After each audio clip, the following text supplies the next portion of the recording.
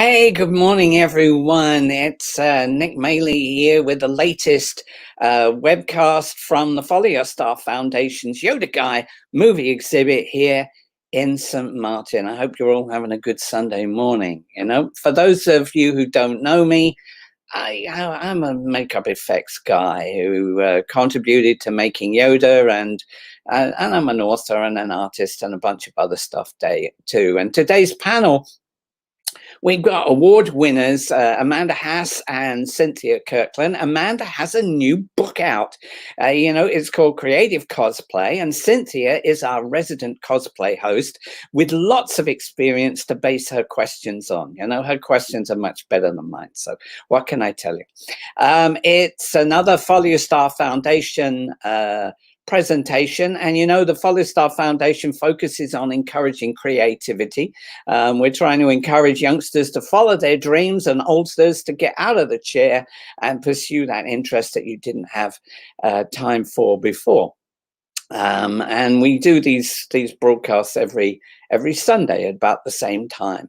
Creative techniques and outstanding entertainment personalities for our patrons, our supporters, and creative minds everywhere. So let's move on by bringing in Cynthia, my co-host. How are you? Hello. I'm doing great. Happy Sunday, everyone. What's happening with you these days? Oh, what's happening with me these days? I'm just still working on 3D printing things and keeping busy. That's all I do. Are you working at home still, or are you with Disneyland at the moment? Still on furlough, but still working at home right now. But yeah, still with Disney, just at home. Cool. And we're going to bring on Amanda, who you've known for some time, right? Yeah. I've known her for quite a few years now, I believe. Cool. So yeah. Watch out, because she's going to push you. Yeah, I was about to say. Uh-oh. You're on the spring, right? Oh no! Ah! Amanda, I want to thank you for doing this, and I'm really eager to see what you guys have got to talk about. I took a quick look at some of the stuff in your great. In your new book. How long's that been out? It's been out since September of this year. Okay, well, that's not that long. That's kind of exciting. I'm eager to step out and see. Oh no! Yes, live, right? And see, what we're talking about. So I'll pop back in a little while with some of your photos. Yeah, I have a lot of those. Yeah, you sent a lot of great ones. Yeah, Amanda, it's so good to see you again. I know. Man, it's so good to see you, Cynthia. I'm just so excited when you reached out. I was like, I get to talk with Cynthia a little bit. I haven't seen you in so long. I know. I mean, I was the same way, where this is actually just an excuse to like chit chat for a little bit. I know. Yeah. How's it going? How's life? It's going well. Like I said, like honestly, like you got a book out. Like that has been a big quarantine update, to be honest. And so I really want to be able to. Yeah, I really want to be able to bring you on and like talk a little bit about like your creative process. So first of all, I think one question, to be honest, to start out with, that actually would help the audience is not necessarily introduction to cosplay, but like what currently has kept you motivated while in quarantine to like keep crafting and keep like, because you've been pretty frequent with like a lot of costume projects, like your Mortal Kombat and your Naja. So yeah, like what keeps you motivated? Honestly, the media, fandom, pop culture. I mean, when we first got into quarantine, I think the only project I was working on was my Yennefer from The Witcher. And I remember just rewatching those episodes on Netflix, and like anytime I dive into the fandom that I'm making a costume from, that gets me motivated to keep going. And so I'm very easily pushed, let's just say. And so like just rewatching The Witcher and just getting excited about that. And so I finally pushed through and got her done. And then I had, what was after that? I don't remember. Naja, maybe, I think. And I started just binging What We Do in the Shadows and then getting ready for Halloween stuff. Oh God. It is magic. That show is magic.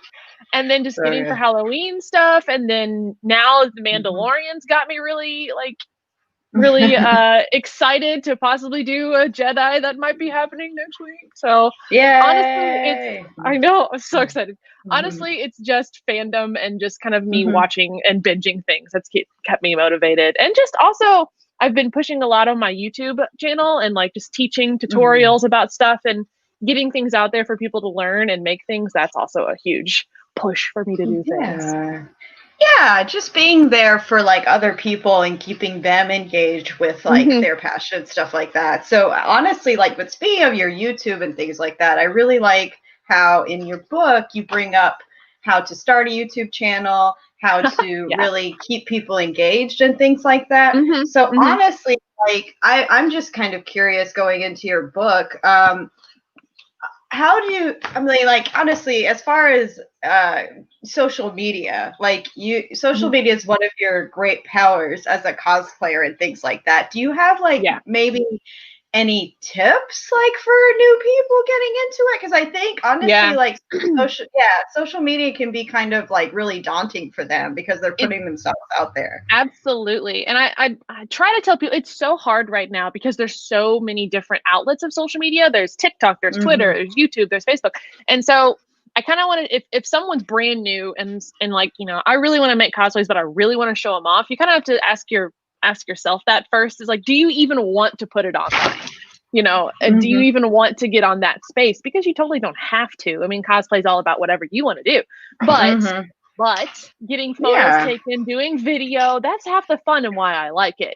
And so my biggest tip for like new people doing this is to start small and figure out how and what and how you want to share your stuff. If you are primarily photographs and you want to share via photos, like maybe just focus on your Instagram. Or if you're like, I love video and let's do all these cinematic cool setups and movies, then maybe start a YouTube channel, you know, or if you short form want to do a TikTok, you know, I say start small and then work your way up. Good. Yeah, that's actually a very good point. Good point is to focus on what really brings you joy in the hobby. And like you said, like YouTube, like if you enjoy doing skits and things like that, like do a YouTube. Like that makes sense. Like, you know, keep with the audience that really will respond to what you're putting out in the world. Absolutely. I think Nick has actually quite a few of your photos that he was going to stream in the background, because I think honestly having the visual aid while we talk about your book will be wonderful. Way beyond basic. Ooh, we have a master level cosplayer here. It's only master level because I placed really high at a competition and now I'm chucked into that bucket. Oh no! And now you're stuck. Now I'm stuck. So we're gonna start out with Jean Grey, and I think, you know, somebody asked me first with your book as far as so with Jean Grey and sewing spandex and bodysuits. Can you tell? I know, but it was a question somebody actually asked me when I first was doing the little book tour. So I have a quick question for anybody curious. What was the most daunting part about patterning or sewing the bodysuit for Jean Grey? And then like, just, I don't know, tell us more about like this process. And Sure. Well, I would say this was actually easy to pattern because Yaya Han has a really good bodysuit pattern through McCall's right now that you can buy at anywhere. And the way she patterned like the princess seams and the lines all over this bodysuit is really easily to alter. And plus Jean Grey's outfit from the 90s pretty much just was that bodysuit. I just had to switch colors around, obviously, from the pattern that she has in the photo, or the photo on the pattern. So I didn't do a whole lot of messing with this. However, I had to tailor it to myself a lot because I have a booty, and that pattern did not allow for a booty. So the hardest part was, honestly, TMI, everybody, the crotch, and having to figure out that angle and weird pattern down there. That was the hardest part, because this was probably my second super suit. And the first one I did was Rogue, and I hated the way it turned out. It just looked terrible because I didn't have enough seams everywhere to actually make it look and fit my body. So this one, when I changed the pattern to Yaya's pattern, it fits so much better, except the butt. So I had to re-pattern the butt, and it was kind of tough. So that was the hardest part of this one, if I remember right. And it was, and I finally got it, and it looks great. It was one of my favorite super suit builds, but also adding in all those little foam bits on my thighs and my arms, that was weird, because I think I had to looking at it. This is an older outfit. I think I hand sewed those on. So hand sewing on spandex is so fun, because you have to pretty much put it on yourself and then pin it to hell and then try to get it off and have it stay so you can sew it and it not bounce back in a weird stretch angle. So yeah, there's that. Ahsoka. Yay, Ahsoka. Yeah, what were you gonna say, Amanda? No, I just said kitty. That was a cat. Oh, sorry. Yeah, Quill is acting was that up. Quill? So of course it was. He's always acting up. Okay, so yes, and now we're on to Ahsoka. And honestly, as far as Ahsoka goes, was this one of the first photo shoots that you did with Allie, or no? That's not correct. Yeah, Alex. I mean, yeah, Alex. Sorry, but yeah, was this one of the first photo shoots you did with Alex, or this was not? This was not. Okay. The other one, the other Ahsoka, her Rebels outfit was one of my first ones. That was in 2015. This one, got it. I think was 2017, because I'm wearing her outfit on the book cover that she had. Yeah, okay. And it's such a weird outfit. I still am boggled by why it looks like this, but I did it because I'm an Ahsoka stan, so here we are. But this was one of my favorite photos she's ever done. I just love the mood. Oh, so precious. No, this is incredible. And question, was Ahsoka your first time going into special effects makeup and like the headpiece and things like that? Yes. Okay. So as far as for like our audience and things like that, because you do go into special like specialty wig making and things in your book, because that's your specialty as a creator. How did you go about researching how to do the headpiece, like just for like our audience and things like that, to help them kind of, I think when they see characters and they're kind of new to the hobby, they're daunted by the sheer amount of like craft and where do they get this information? I actually talked with a really good friend of mine locally, and he is an avid puppet maker, and he works a lot of his job is he makes stuff for like Halloween horror houses, that kind of thing. And so I was like, I need to make this, but I really don't know how. And I've seen a couple of tutorials online, but it was really like the first time anyone was doing this shape of Ahsoka. And a lot of the tutorials online were very much a sculpt and cast method. And I was like, I don't want to do that at all. So like, tell me some puppetry methods on how to do this. And so he told me about the Henson. I use a stitch to sew the foam up. It's called a Henson stitch. It's a certain type of ladder stitch that really works. Oh, nice. And so that's how the whole thing is held together, because if you just glue the foam pieces together, they just come in like a sharp angle, and I needed it to be round. So he taught me how to do that. And then he also told me about latex and how versatile latex is on fabric and how it can look skin-like. And so pretty much when he told me those two things, I was like, okay, well, I can pattern this thing out of, from a flat pattern and then push it into 3D and then wrap it and then make it look three-dimensional. And magically it worked. I still am boggled by that headpiece. And it is one of the most sturdy things that I've ever made. I can set that thing off a roof and it's fine. So it's just a big pillow. But I'm getting ready to make another one, hopefully. So I have a new method we're going to try. Incredible. No, I love that headpiece so much. And honestly, like, that's incredible that you took the puppetry techniques and put them in there. It was puppetry techniques. That's the only reason I got that thing to work. So thank you, Jim Henson, and my awesome puppet buddy. That's awesome. And next, we're going to slide into Anastasia, which was, to be honest, this was one of your biggest builds, to be honest. It was my biggest up until that point. I did Queen Amidala, her Senate gown before this one, but in just the sheer amount and largeness, this was definitely the biggest one up until that point. Nice. Yeah, she was a big boy. yeah. A lot of people know you for your Amidala, but also your Anastasia. Now, once again, we're going to tie every single time. We're going to tie it back into the book. You have a great section for people on competition, because this was a huge competition piece for you. This was your first time competing at C2E2 in the World Cosplay Cup. This check right here that's under my sewing table. Okay, that's awesome. That's the award. Yeah. This was the first time I was in the Crown Championships of cosplay. That's incredible. Yeah. That's weird to think, because I always thought I'd competed before this one, but I know I didn't. That was the first time. That's incredible. Yeah, because I thought you'd competed before it too. You're fooling everyone. Now, okay, so how do you encourage people or inspire people to get into competition? If that's like what they enjoy, like, a lot of people come into cosplay because they were competitive in a different, like dancing or just sports or whatever. So what has been your biggest tip to others, because you've done other panels on competitions? My biggest tip is a bit different than most people, but my biggest tip is to be a handler first. And if you've never done a cosplay competition, it is not a typical competition. It is not at all.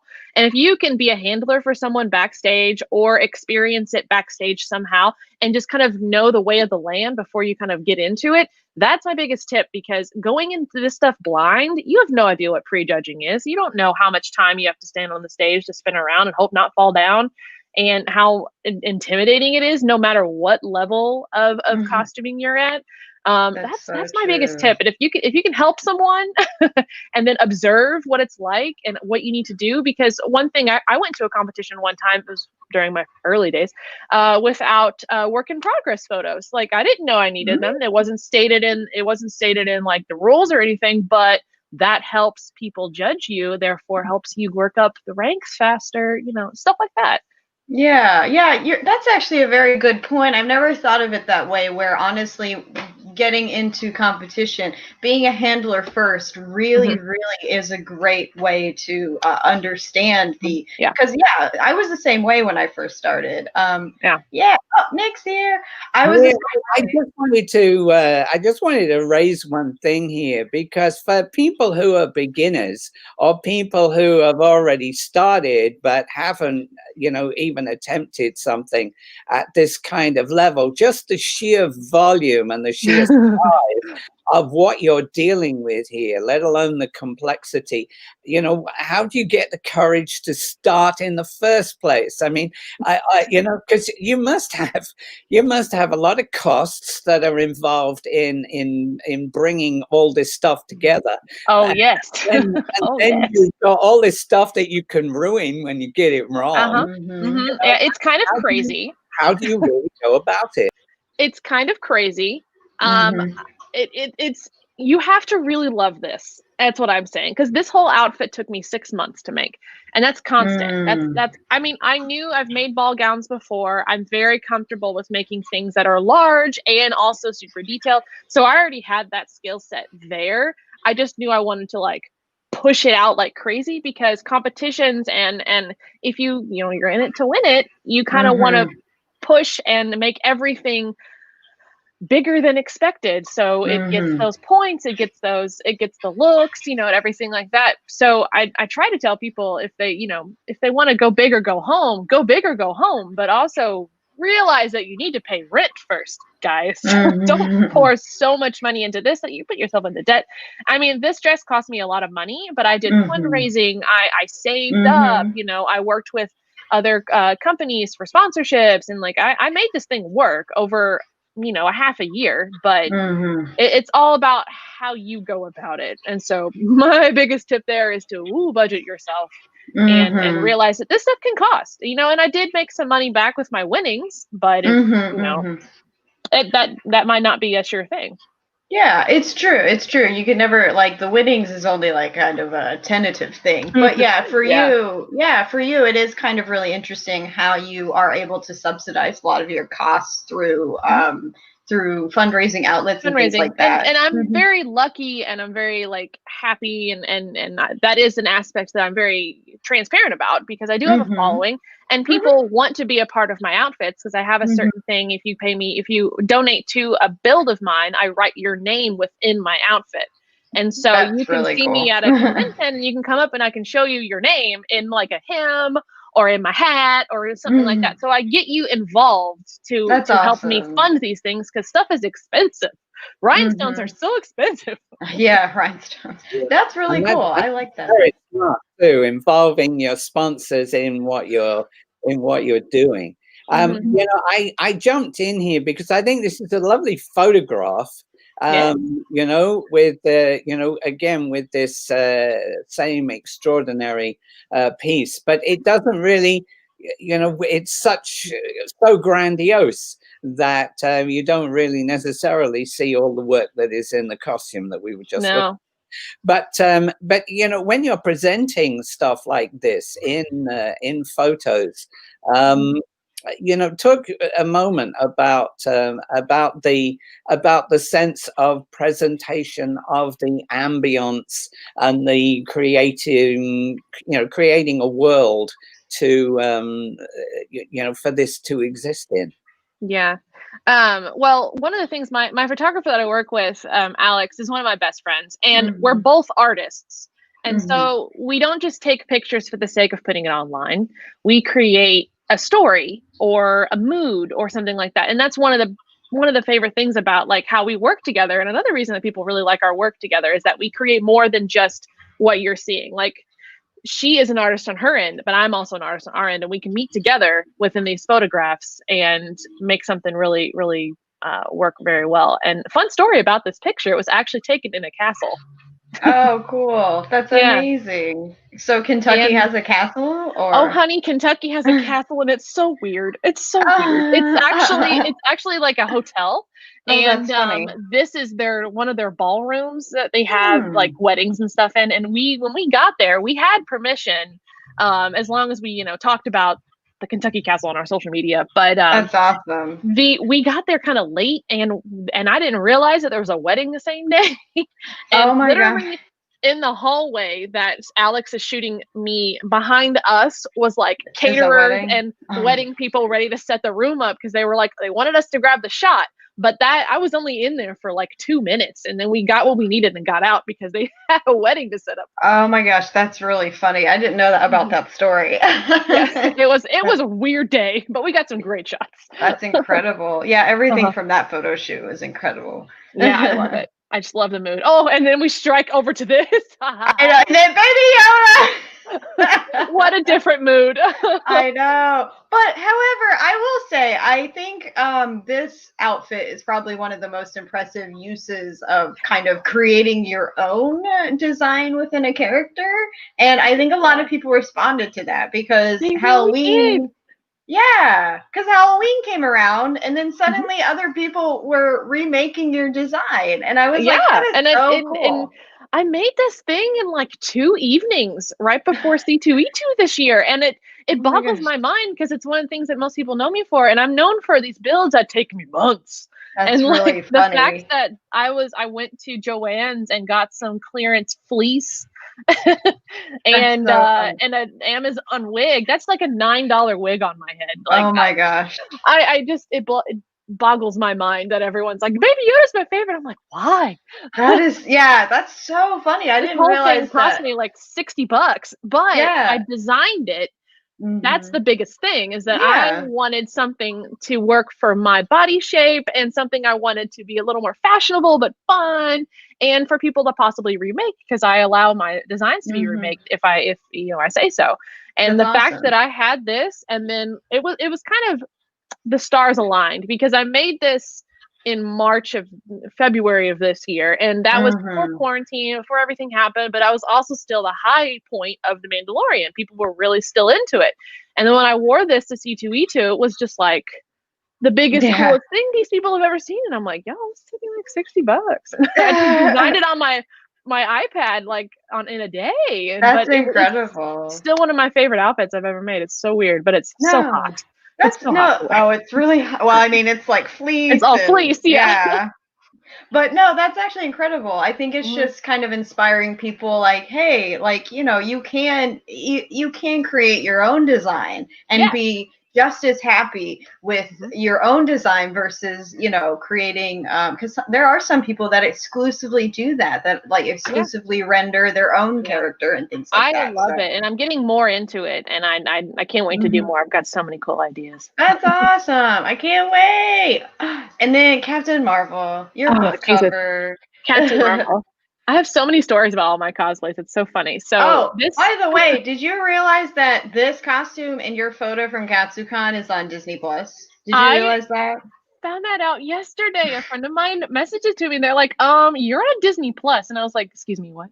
yeah. It was really interesting. I don't even know when 616 came out, but it was just something where I was watching it. I'm like, Amanda. And I remember that photo and then there were some people from Marvel that were there and you know, asking me about the outfit and the helmet and stuff like that. And I didn't realize that was Marvel taking the picture. I would have probably posed a little bit better.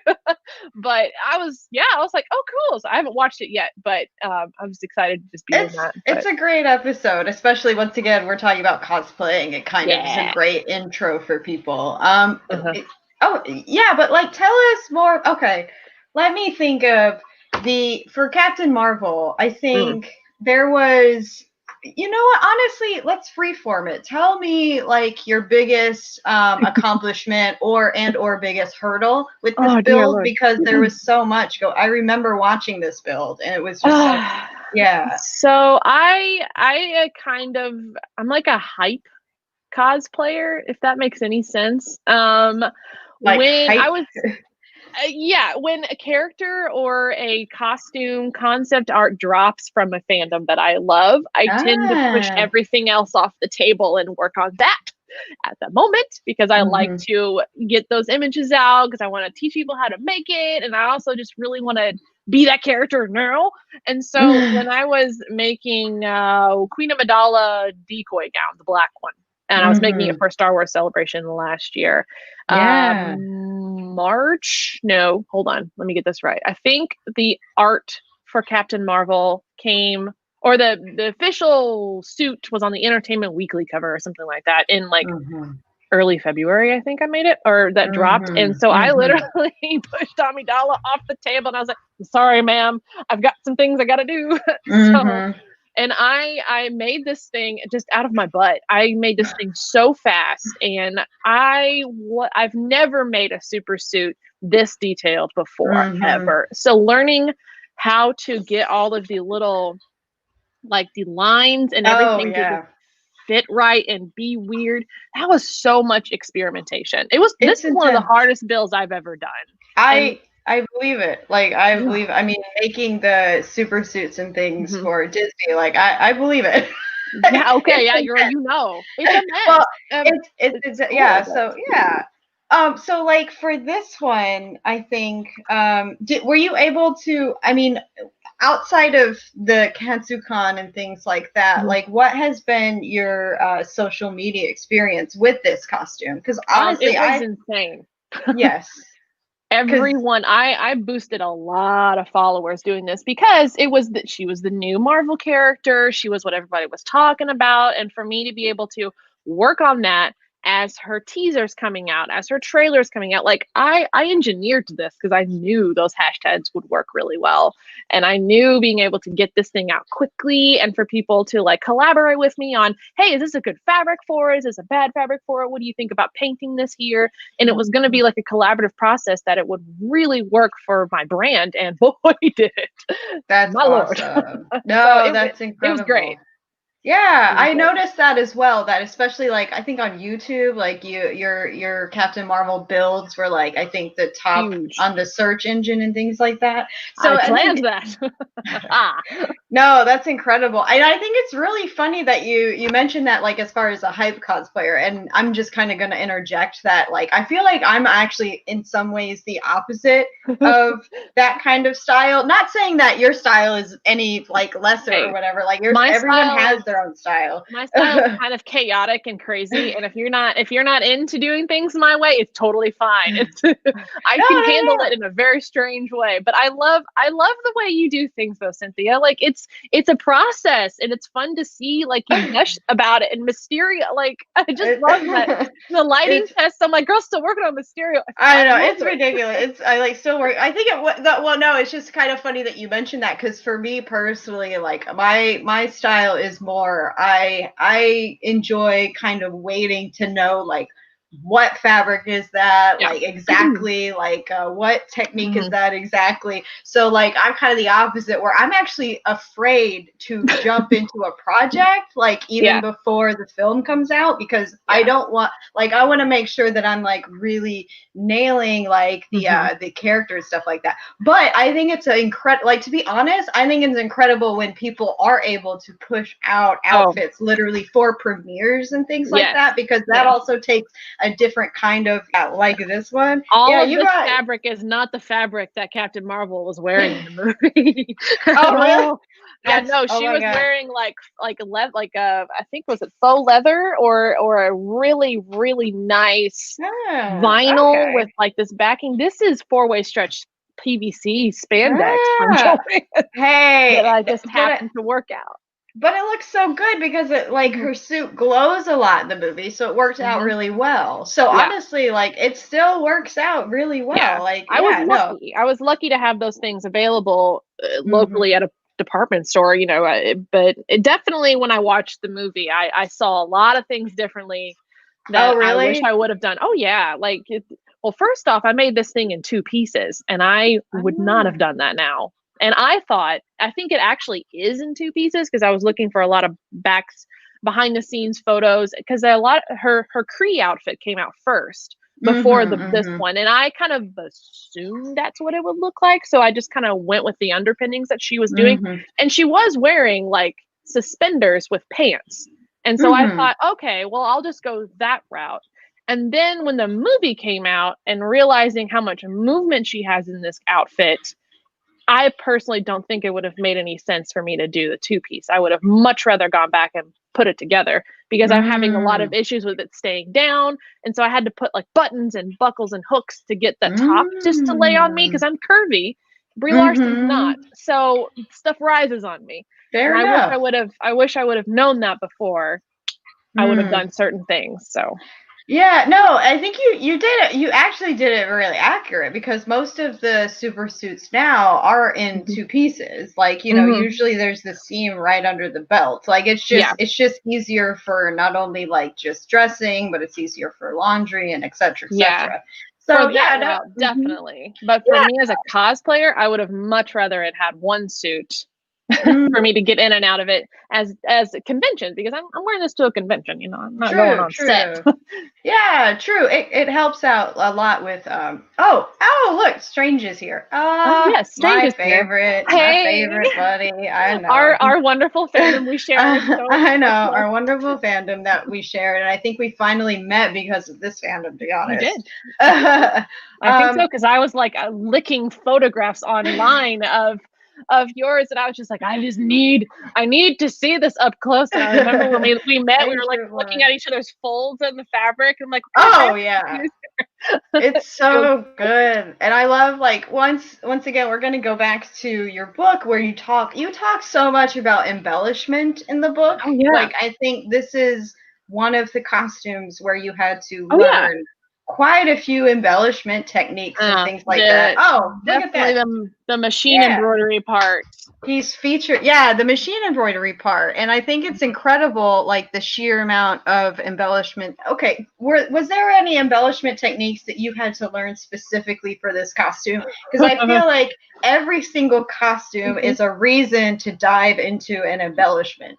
So could you explain like some of the embellishments that you specifically had to learn for this project and how you went about that?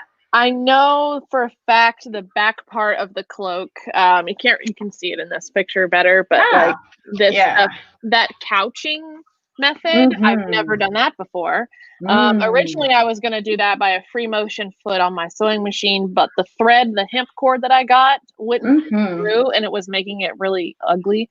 And so all that's by hand. That was something I learned. And actually that was one of the first detail parts I did on this cloak, was that back piece. And then everything else is honestly just machine embroidery and top stitching, with some trim thrown here and there. But the biggest thing that I learned, and I found by mistake, and you can kind of tell, it's right here, but it's on my shoulder, is the pattern making. I don't know if you can tell in the 16 hands picture, but the pattern making on the shoulder. The checkerboard pattern. There's a checkerboard pattern that Strange has on his cloak. Yeah. Quill, I did that completely by mistake. Hey, Quill, what's up? I know. Sorry. Oh, you're fine. I love that cat. I did that by mistake, and I had embossing powder. I had all kinds of stamps that I was going to try to figure it out, because it's on the back of the cloak, huge. And so I was like, I don't know how to do this. I'm driving myself crazy. So I was marking on velvet with wax chalk, which you shouldn't do. But I did it. And I did it, and then I hit I was trying to remove the marking with an iron.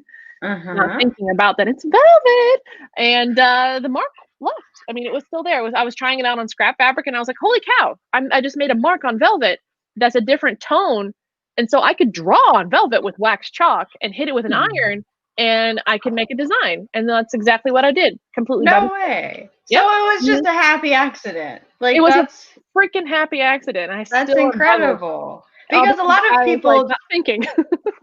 Yeah, which is incredible, because a lot of people, even through a happy accident, a lot of people kept asking you how you did that specific technique. And it was just literally like, well, it was like, it's just a happy accident. And a lot of people started using it. So I thought that was pretty incredible. Using it because it's a much cheaper method than embossing powder. And that's a mess. And then having to create your own checkerboard pattern thing, and so it's not accurate, screen accurate per se, but it works. So but it worked. But I think that's like, once again, that's the best way to get people excited or introduced into costuming, because I know a lot of people that come up to me the first time, they're looking for like, they're always worried that it's like, but it's not going to be like screen accurate, and I think it's just kind of encouraging them to be like, it's okay. Like, none of what I make is technically screen accurate. I think it's just more of like,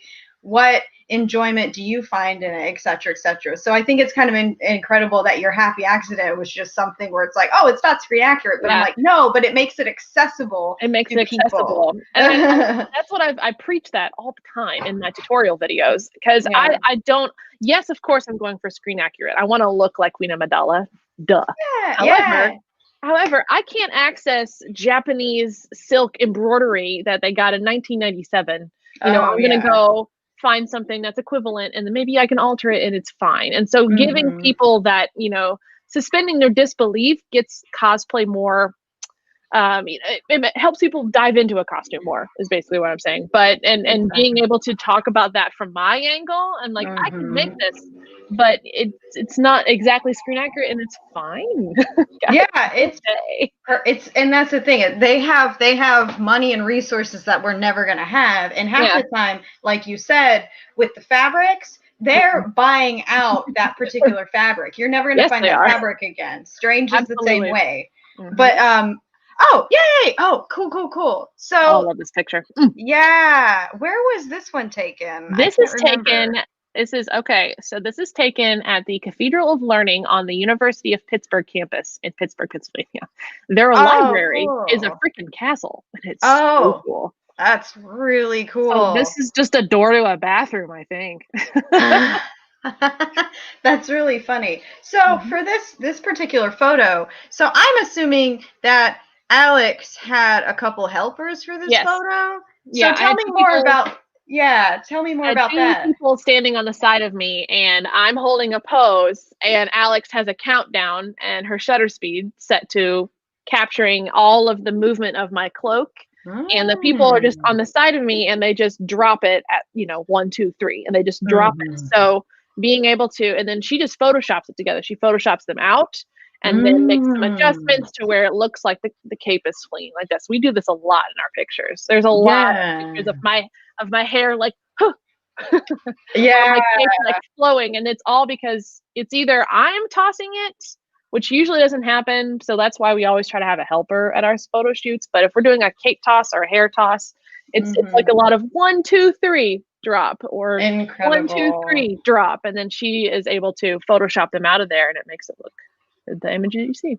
Yeah, it's incredible. And I think that's one thing a lot of people don't realize is how much like post engineering or even just on set engineering is happening for a lot of photos and things like that. So sometimes I think people they're inspired, but also sometimes intimidated because they want those perfect shots. But I think it's just they're not quite sure what to communicate to the photographer when they, it's tough. And I try to be really transparent with my pictures. I'm like, these are heavily edited. I'm not standing in fire. Like, yeah, like the Yennefer one where you're standing in fire. Yeah, standing in fire. Like, obviously, because Alex is a composite artist. That's one of her biggest things is composites, and me being able to be the model while she puts me in a world is obviously it's not real. Like, but like that Photoshop picture, like what was Photoshopped is the people out of it. So I am exactly where I am, standing in exactly what you see. Perfect. However, there's some other pictures that we have that I'm completely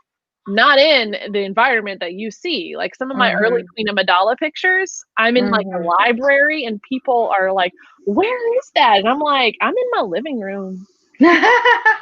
That's so funny. And she did Photoshop it in, but I try to be as transparent as possible with things. But there are we do a lot of natural shoots too. That's just kind of like backdroppy things. But we work the composite because it's an art.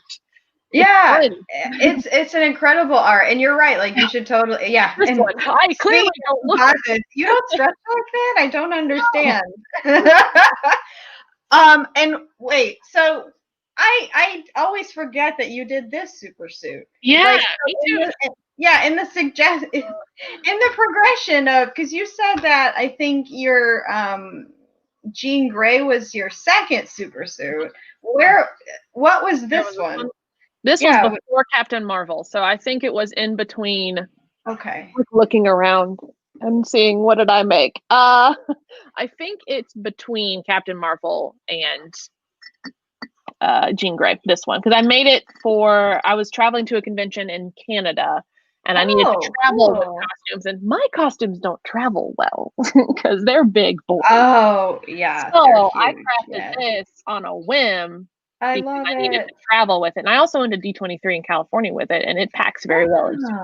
So that was the reason. And I love Helen Parr. I mean, she's fun. And also, I did this because we have very similar body shapes. And I tend to really look at that now, especially the older I get, the characters and how they look in the outfit, and like, is our age range similar? But that's me. That's personally what I do. I'm not going to do something that I feel uncomfortable in and then see pictures later and I'm like, I didn't like the look and the jam of it. So being able to do something that's very similar, the character wise, to my body shape, like, was really important to me, and that's one of the reasons I chose. I love it. I love it. No, it's fantastic. I don't. Yeah. So for this one, this is a question. Okay, just for our audience, this is a question everyone has. So for her crazy knee-high boots or thigh-high boots craziness. How did you go about incorporating them so they don't fall down? So those are all sewn to the suit. It's all one suit. The whole thing. It's all one suit. Okay. Yeah. My shoes are inside the spandex, and then my heels are pushing out the bottom. So that is all one suit. I think I cannot remember if I did this, but I might have put like little slits like on the wrist area to where I can pop my hand out if I need. Oh, cool. Of the gloves, but that whole thing is one giant suit. That's awesome. That's how everything stays up. Because I would like pull those things up every time I walked. No. Yeah, and that's a question a lot of people always have, because they see like these crazy superhero anime boots and they're just literally like, okay, wait. Yeah. How do they not fall down? Because I'm a real human and I've worn thigh-high boots before. But no, that's incredible. So literally you just put the shoe inside and then the heel just pokes out on the bottom. Neato. That's awesome. If you removed my thigh-high boots, that would have bicycle shorts. Like, because I think, I cut the red right below the seam for where the black meets the red. So it is really all one suit. Neato. Well, that's great engineering. I love this costume. I was really happy when I thought about that. Yeah, no, that's great engineering. I will give you props on that one. Ooh, Katana. This was your most recent competition, big build, right? Yes. Okay. I just forgot about Katana. Yes, I was making Katana this year. Bless it. This costume was kind of a horror show because it was the first time I've worked with real leather. Oh, but not horror show in a bad way. Like horror show in a this was technically difficult, but then it came together beautifully. Yes, but I also struggled a lot with the fit of this because my dress form that I had at the time did not were not my measurements. And let's just say I was very much in denial my measurements. And so this top part up here is much smaller than it should be because at the time I was taking a lot of kickboxing lessons and I didn't realize that my muscles here were going bigger. And I was like, whatever, I'm doing this. And realizing that now after, and I finally padded out my dress form to the appropriate measurements, I was so different than when I patterned this. And so I love it. I don't like to wear it. Oh, really? It just doesn't fit me great. And I hate to say it because I put a lot of time into this and it's a beautiful build and it looks great. And it always looks great. Even in videos from C2E2, it looks great. I will say that, honestly, you hide that side of it so well. I'll say that. It looks beautiful. Great. And I'm so sorry. I'm so sorry that you struggle with this piece. But we all have those costumes. Yes, literally we all do. And I like to tell people that. I'm like, none of us are freaking perfect. Some of my stuff does not work out and it's okay. True. It's true. You can fix it as much as you want, but to tell people that, we're real human beings and we're dressing up in costumes and having a good time. What everybody sees online is perfection because we make it that way. I know. Yeah. Telling people that I struggled with this one and it still doesn't fit right. Even though you look at it, you're like, oh, it looks it. But I'm like, well, I'm posing a certain way, I'm doing these things, to make it better. But I can tell you what I see and it's different. I still love it. My favorite part of this outfit is the fans and the boots, personally. I love those boots for some reason. No, the boots look fantastic. Now, were those built? Those were built in two pieces or one piece? Tell us more about those boots. The boots. Okay, so the boots are thrifted heel boots that I got off ThredUp online, which is a thrifted store. Kind of a Goodwill kind of online. And I hate to admit this, but I'm gonna admit this. This was the first time that I figured out how to properly use contact cement. Oh no, girl! Seriously, a lot of people don't realize that for foam and stuff. Yeah. I built a whole Wonder Woman outfit out of foam and contact cement, and I did not do it right. And so I figured out that you're really supposed to let the contact cement dry. Oh, okay. Get it tacky, right? Yes, I didn't do that. But this one I did. And it worked out great because everything was laying really nice on the boot and I patterned it really, really well. And it fits my foot just damn perfect. And I just really like the colors and how it pops. I just love those boots. That's incredible. No, and they look incredible. So so for our audience, since you kind of found this mystical knowledge, contact cement. Can you tell us about that in terms of leather and foam work in costume? Just real quick, because a lot of people don't know.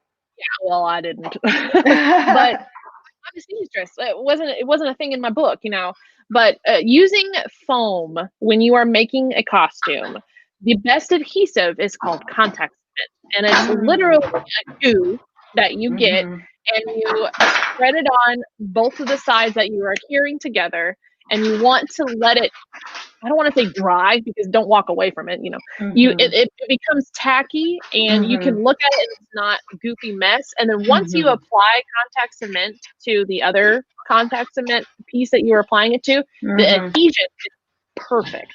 And it moves with your foam, it moves with your leather that you're working with, and it's a really good adhesive for cosplay, because we're putting these things on our body and we need them to move and bend. If you're using super glue, that will crack. If you're using other glues, it will gloop out the sides. You can't control the way the glue is. Contact cement is the best way to use it. That's awesome. I mean, honestly, once again, that's perfect for everyone. I don't think I really knew about contact cement until like late in the game either. Like, honestly, I feel like it's a lot of people, unless their specialty is foam, they don't really know too much about it. But yeah, it's incredible. So Nick's back. Hello. Contact cement is something that we would use a lot. And, one of the issues there is to speed it up, either by, you put on your contact cement, you put it together and squidge it around to make sure that all the areas are kind of covered, and then open it up again for it to dry. And often, if it's something small, I'll just blow on it to try and encourage it to dry. Or if it's something big, you can help dry it with a hairdryer. Help dry with a hairdryer. You'll have that by, and as soon as if you let it dry completely, you'll find it doesn't really stick properly. You need to just do it just before it gets. Yeah, there's definitely a time limit that you need to do it in, but it's a great adhesive for foam. Right. And leather too, right? Yeah. Yeah, it should work with leather. You say about not really thinking about that material. Every time I come across a new material, whatever it's for, it can be for fixing the house. Whatever it is, I really look and play with it to see, what I can do with it. One of the materials that comes to mind with that is liquid nails, which originally liquid nails we got for, I think, putting down tiles on plywood. And then, just playing around with it a little bit. My wife had an ornament that got dropped and smashed, and it was a hollow ornament, and part of the bits were missing. And I thought, well, how am I going to put this back together for her? Because it was kind of thin. And I found I could fill all the holes in and actually fill it with liquid nail. Oh, neato. Cool. Okay. I've never similarly, if you've got something where you're trying to quickly and cheaply create horns or something, you can carve that shape in one material, like really whatever you make, and then cover it in liquid nails, and it starts to look more. I want to play with this. I've never heard of it. Materials and mess around with them, play with them. What I wanted to ask here, I will get back to some more photos in a minute, but I wanted to know how Amanda got started in the first place. What's your history? Okay, it's weird. It's a weird one. But we all have got it. A bit different than most, and I think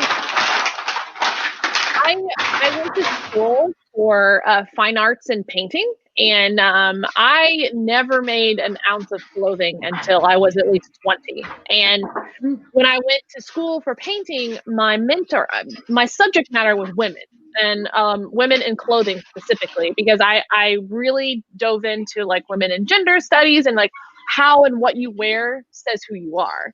And that was kind of like my route when I was a senior in college. But we got to the point to where the models that I was working with weren't bringing in cool stuff to wear. So I was like, can I get some like evening gowns in here, that kind of thing. And my mentor was like, well, why don't you start creating garments for your models to wear? And I was like, oh, I didn't think of that. And so I ended up taking some costume design classes at my college that I was, going through college at. And I just freaking loved it. I've always been a fan of costumes and I've always cared about what I wore, and being able to like design something and then make my model wear it and then I paint it was exactly what I wanted. So I took costume design classes, I took sewing classes, and I pretty much fell into costume design as a track at my school to graduate with. But we didn't have that as a degree. So I graduated with a BFA in painting, but my track was costume design. Hey, Quill! He has a costume. Yeah. My roommate just put him in a shirt. Sorry. I look over and he's suddenly in a costume. So. I really appreciate that. So that's kind of where I started with costume. That's great. Sorry about that. Yeah, one of the things I talk about a lot when I'm doing motivational talks is I say to people, take the base. There's this your knowledge base where you're starting, and just how you can take that narrow channel of knowledge and expand a little bit on one side, and then expand the other way. So that you just keep growing your knowledge base, because apart from anything else, it makes life so much more interesting than just doing the same thing over and over again, or ending up putting yourself in a block. You can expand in so many ways, and I see that in the things that you're saying, where you're taking your knowledge from one base, adding something else, and then finding that you've got 2 careers, or 3 careers, or 4 careers. Yeah. And it's how it went, because I actually then started working for costume shops in town for theaters and ballet. And I took a job as like a tailor's apprentice. So I got my sewing skills up to a point where I was like, yeah. But I was also really unfulfilled because I was making these costumes and these beautiful things for actors and dancers. And I was like, I want to wear that. And so I ended up, was like, oh, what's this costuming thing? Because I always went all out for Halloween. Like always. So, but I wanted more. And so people were like, well, what about, costuming conventions and Comic-Cons and stuff? And I'm like, they wear costumes to those? And then I went to my first Comic-Con and I was like, I am severely underdressed. So, and that is how it happened. And the next Comic-Con, incredible. There's also the issue when you're making stuff for other people, that you make something that's capable, that you're proud of, that can do so many things, and then the other person wears it and doesn't actually do that with it, or someone else does it, and they don't get to see it, right? Whereas with your cosplay and working with a photographer that you trust, you can make sure that you're showing it to absolutely to the best.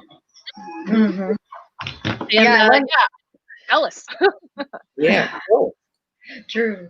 Oh, Naja, I love this so much. But yeah, Amanda, I just wanted to say, like, I had no idea that you started out like with your art history class or whatever, and the women and gender kind of transition into costuming. That was really interesting. I like that story. Weird story, because most people are just like, hey, I made a duct tape dress form and started putting things on there, and I'm like, I went from here to here, because when I got into cosplay, I mean, I was quote unquote a professional. So I jumped in already with a skill set of master level. True. Yeah. And so I was like, I didn't stumble through the really bad. I mean, yes, my older outfits aren't made as good as my new outfits, but I already knew what I was talking about, and I already had all the sewing capability. So I just pushed it from there, and I had no idea about foam and Worbla and 3D and latex. I didn't know that, so that's all learned. Yeah, that's incredible. I just was already there.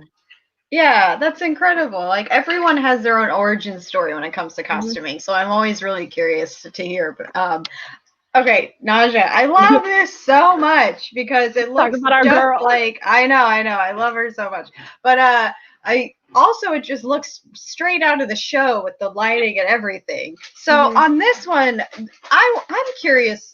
So did you have to do any specialty wig work on this one in the way that you did Captain Marvel, or was this one really easy? Oh, this was easy. I mean, the only wigs I've made for myself because I do, for those of you watching who do not know, I work for a custom wig company. I am a professional wig maker. So I make wigs with human hair, as creepy as it sounds. Incredible.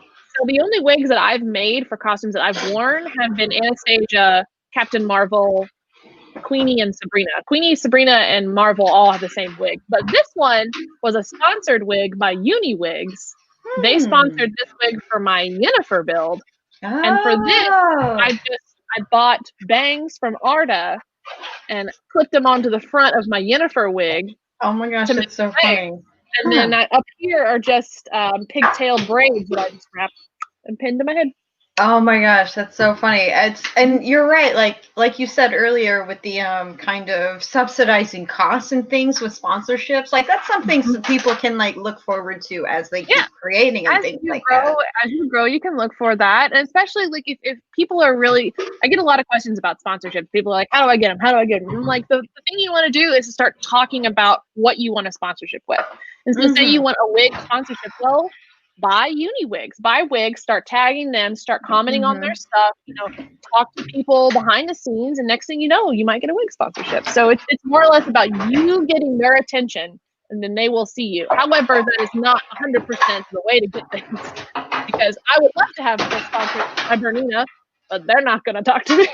I know. I tag them, it's not going to happen. But you never know. So, but that's kind of how you get started. You just kind of start to tag the company or things like that, and like identify like what your passion is, or like you said, you just started to kind of tagging Uniwigs. You bought one of their wigs before, started tagging them, and then they noticed that, hey, like this person's really a good promoter of this product. So, and I think you're right. Like people are always curious, how do I get sponsorship? How do I get sponsorships? And it's like, honestly, like it is kind of like a grassroots movement. Like you really just have to keep plugging from the ground level, and then somebody from their social media will just kind of, because that's the other thing, social media, you can't always see all of the tags at once. It might take them a little bit of time. Like it's really so it's one of those things where it's like don't give up on that, but just kind of just keep plugging away at that. Don't give up. Star Wars will recognize me someday.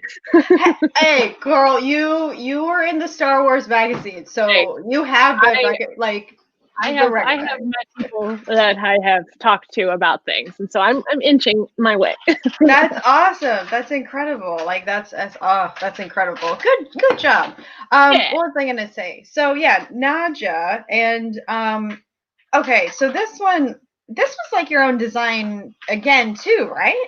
Yes, kinda, because I went with store-bought. Not store-bought, because they're not store-bought, but I went with an authentic Edwardian shirtwaist pattern, and because I knew that in the show, I know you know this too, she is a mix of Edwardian, Belle Epoque, Victorian looks. Like she's all over the place, but she has that set, And so I was like, well, I want to push an 1890s look for her, and so that's when I went shopping for some shirtwaist patterns, and I found one, and then I used just a basic A-line skirt with a bump in the back for my booty, which is a very similar silhouette that they have in that time period. So I researched my time period that I wanted, found the patterns that fit, made the outfit using, actually this whole outfit cost me nothing except the teeth, because everything I already had. Oh, and the bangs, about the bangs, because the fabric on my chest, on the shirtwaist, that's old fabric I used for my Cersei Lannister brocade that I had left over. Oh, no way. And then the black velvet is leftover fabric from my Queen Amidala decoy gown. So wow. She's a mashup of different old cosplay scrap fabrics that I had that I knew I could throw it into it, because she also doesn't have necessarily, well, she might have just one outfit that she's known for, but she wears a different outfit in every show. So I felt like playing with different patterns and fabrics would work well with her, as long as they were like jewel tones, deep, dark, gothic looks, which I have a lot of. Yeah, and I think that's, once again, it's really nice to kind of take the character, and maybe you don't like any of the traditional outfits they wear. Create your own, kind of pull from your own inspiration. So I think that's really cool. Yeah, and this was definitely during the thick of quarantines. I didn't really want to go out shopping, so I was like, "We're just gonna pull what I have here," and that's what we did. Incredible, and it turned out beautifully. And I love your Naja. It turned out so perfect. I love your Naja. Yeah, it's so good. She's a blast. Oh, this one, the decoy. So now we're getting into your Amidala looks. So this one was 2019 Star Wars Celebration. This was in Chicago, right? Yep. Mm-hmm. And sorry, Nick, were you at the Chicago celebration? No. Oh, he's in the background. Yeah, I was there. You were there. A lot of fun at Chicago, right? But I wasn't there doing. I wasn't there as an autograph guest. I was there with Prop Store, who nice. are sponsors of my my rebuild of Yoda. Nice. Or at least the COO is. I'm not quite sure whether Prop Store officially is a sponsor or what. But yeah, I was with them showing the first Yoda animatronic Yoda that I built. Nice. And talking to stuff there. Nice. Okay, I was just curious if you were at that one as well. So yeah, maybe you guys ran into each other at some point. Well, this outfit stopped stuff like places like that. You can fall over each other and not even know, right? So, true. Yeah, celebration's huge. Oh goodness. So for Amidala, okay. So because I have been to the Star Wars Costumes Across the Galaxy exhibit. I don't think I saw this one. I don't think this one was on display.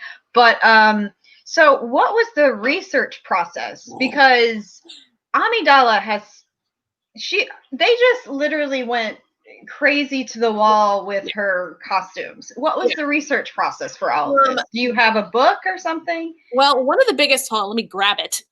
Oh yeah, please. One of the biggest research ones that I paid attention to, and I didn't have this at the time. Oh my gosh, you have oh my God, that's perfect. So I didn't have this at the time. However, I had images of the doll. And in my opinion, gives anybody working with making big costumes will give you good shape and kind of an overall general knowledge of how things are laid out on the costume. Nice. Even if you don't have good pictures from museums or set photos, which prequels do not have good set photos. No. Oh, they're terrible. Well, people didn't really start making good art books until recently, I've noticed. Yeah. And so I had to basically rely on exhibit photos and other people that have made this outfit and just kind of mashing it up. But like I found a bunch of really good exhibit photos, but like some of the lighting is a little off. I couldn't tell colors, and I couldn't tell shapes, and like how long this thing needed to be, for example, or like other stuff. And so I tried my hardest. I did what I could. Yeah. It came out very interesting, and the way I created mine is very different than most create theirs. And so I tried to go as screen accurate as possible, but I was also working with a time limit on and like this whole front skirt piece in my picture is not at all how they did it in the movie. And I used like Halloween fabric. Spider net Halloween fabric and just hand sewing down a bunch of stuff. This was the most organically made outfit I've ever done. Really? Oh my gosh, that's so funny. Yeah. That's hilarious. It looks fantastic. It looks really good. But the cool thing is like when I meet other Amidalas that have this outfit, all of us have made this outfit drastically different. And it's interesting to see the different methods that people use. But, you know, I used my certain method, which was like, I did a lot of top stitching and hand sewing here and there, but also very unusual fabrics to get the look that I wanted because it's extremely texturized. And this overcoat little jacket thing she has, I did a method that I had polyester velvet, and everyone knows polyester is plastic. So when you cut the plastic, it does funky things. And so I fabric manipulated it on like a setup coat hanger that I had at the point, and so I would over the point, wrap it up, and then heat it with a heat gun, and then wild thread, and then I would have that mountain peak. Oh, that's wild. So yeah, you would literally just heat form it into place. That's wild. Yeah. Huh, I didn't even think about that. That's really inventive and brilliant. I figured that out. I was like, genius. But yeah, brilliant. Being able to do that, I had to do hundreds of those little peaks on this thing. Oh, wow. It turned out great, and it looks really cool. And I was really excited to do it, but I still don't really know how they did it on the movie. Wow, all those little peaks. That's incredible. Yeah, I would be curious to know how they did in the movie, because you're right, like there's not really too many, there's literally no art books on like the prequels. And I mean, I don't think, because in the Star Wars costuming books, they really just focus on the original trilogy. And this one, there were some people that did it by using elastic thread and making like little corkscrews on the velvet, and then it would bunch up into a peak. But also, that's a lot of time. That's a lot of time. And I did not have that time.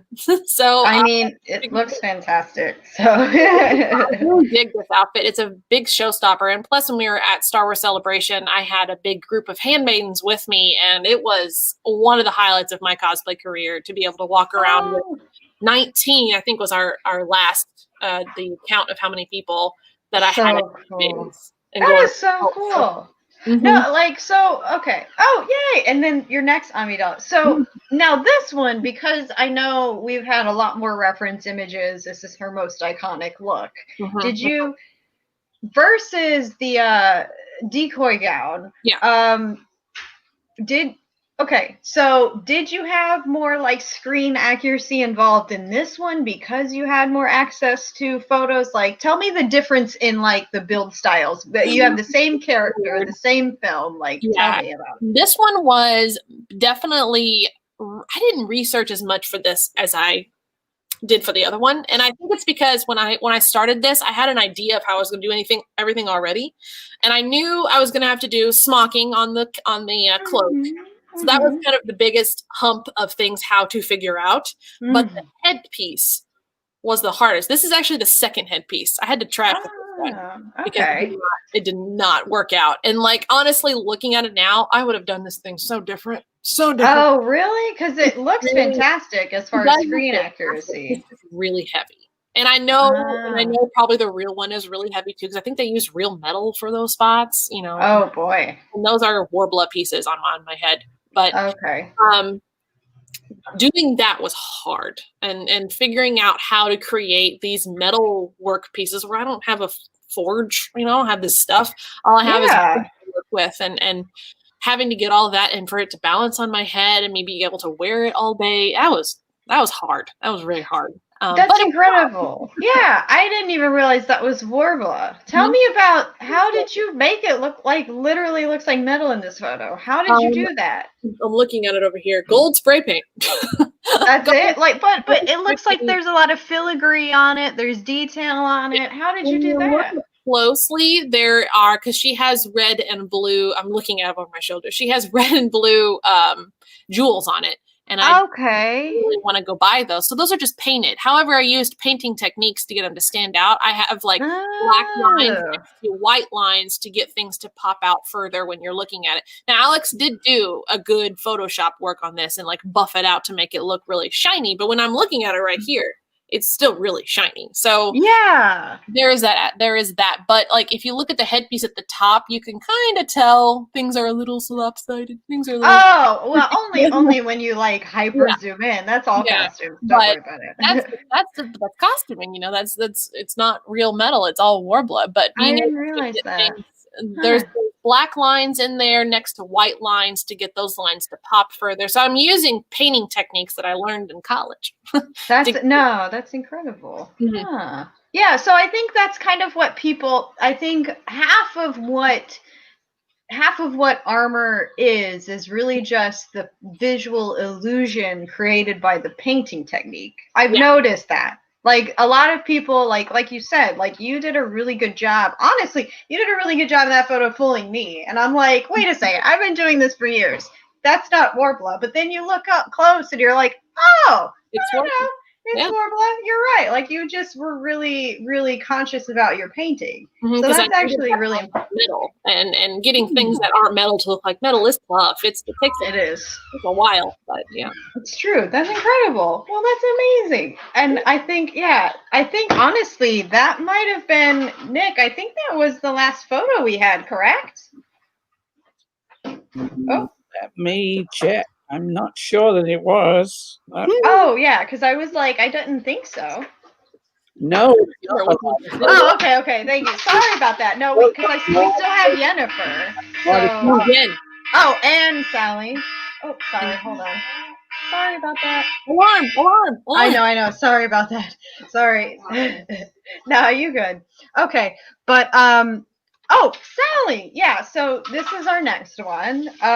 And now the body stocking on this. That's not body paint at all. That's just a body stocking, correct? That you did the seam lines on? Yeah. So Sally, the only thing that's painted is my face and like neck area right here.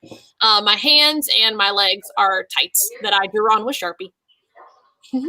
That really? That's incredible. Huh. Yeah. It looks so but you blended it so seamlessly with the face paint, correct? Yeah. Well, this is also just really handy, but the company that these tights came from is a company called We Love Colors. And they know that cosplayers buy these tights to match body paints from Mayron specifically. So they had a lovely chart that's like, hey, if you're using this paint from Mayron, here's the tights that match. And so I was just like, okay. And I just bought this certain type of baby blue that happened to match with the Mayron blue paint that I have. So that was all of them. And I didn't have to research that at all. So thank you, We Love Colors. That's incredible. I genuinely didn't know that We Love Colors had like a chart to match your stockings to your face makeup and brand and things like that. Yeah. So yes, dear world, We Love Colors has your back. Okay, cool. And it's definitely more expanded now because they've made a lot of like body paints on different skin tones and how that looks compared to their tights. So you do have to suspend some disbelief where this blue on top of a certain darker skin tone or a lighter skin tone might be different. But with it not, so the tights aren't necessarily right next to the body paint. So you don't see that difference because if you look, my face and my neck is a bit different than my arms and legs. And that's fine. That's just reality. Yeah, I was about to say that's reality, to be honest. And that's how it goes. But to get something close, you have that spatial difference between your outfit to where it doesn't look as jarring going from one color to a different color. Yeah, that's true. Now, I mean, like I said, I'm not a makeup person by trade, but do you think that the reason that there's a difference, because they obviously have the chart to color match things, but is it just because like naturally your skin has like pigments, like undertones and things like that, and that is actually taking the makeup and just doing different things with it? Is that what you... Yeah, I have to look into that when I do body paints because my face has a lot more red undertones than my neck. And that's just the way my skin is. So I might have to put more layers here or change a color difference down here. But that comes with experience and playing with paint. So that's true. That's true. I tell people body paint is such a whole different world and there is no right or wrong doing things. You just have to get into it and start doing it and seeing what works for you. Incredible. Well, this one turned out fantastic, and you're right. Like I always forget it. My arm. Yeah, no, that's true. I love how she was able to like adjust your arm. I don't know. This is a great little photo shoot. I remember you doing this like Halloween a couple years ago. Yeah, before I was a creature effects artist, I was a makeup artist. So, when you're talking about body paints, one of the problems I think some people have, particularly at lower levels, is they go to the shop and they expect to be able to pull a color, off the shelf that is just, slap it on and that's it. It's done. And when you're talking about about the variation in face to neck or to whatever else. One of the tricks that I always used to use is, I would get, again, we talked about using stuff that was made for other purposes, squidgy sponges that are open weave. So they're probably going to be latex, but they might be plastic, and they have basically, lots of holes in them. You cut them so you don't have a hard edge. But then use that as a stipple sponge to incorporate another color on top of your base color. So if you've got more red here, you just add some red here, or you'll cool this down, whichever is more suitable. Interesting. And the eye will treat that as an optical mixture, and it will automatically blend those colors together, even though they are actually maybe red on top of blue. The eye will see purple. And it's a technique that I use in my paintings as well, where I don't necessarily want to blot out what was there before. I'll just use an open weave of color over that helps the eye to blend them. I just thought I'd add that in. That's incredible. And I didn't really think about that, but you're right. Like, once again, just like, painting or any other art technique. Yeah, makeup is, once again, literally a painting technique in many ways. So that's incredible. Any type of trick is always welcome. It's the same when people are doing, makeups on themselves to try and be either glamorous or trying to be a particular character. They overlook, they work a lot on their rouge and on, the standard things that come from the fashion department. But they completely overlook the fact that any professional makeup artist who's working on an actor or an actress starts with corrective makeup to rebalance the face before they ever get to the rouge and to the other things.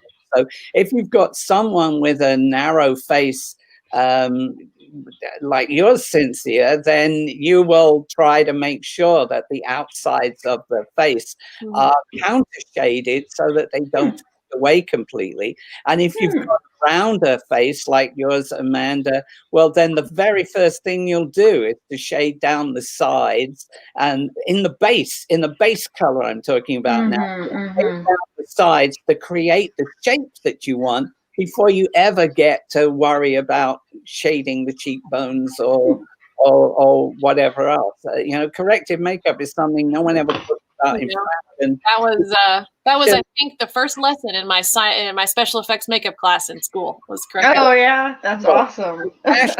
Fashion is really just about selling you stuff. So don't take your makeup from that. Anyway. Yeah.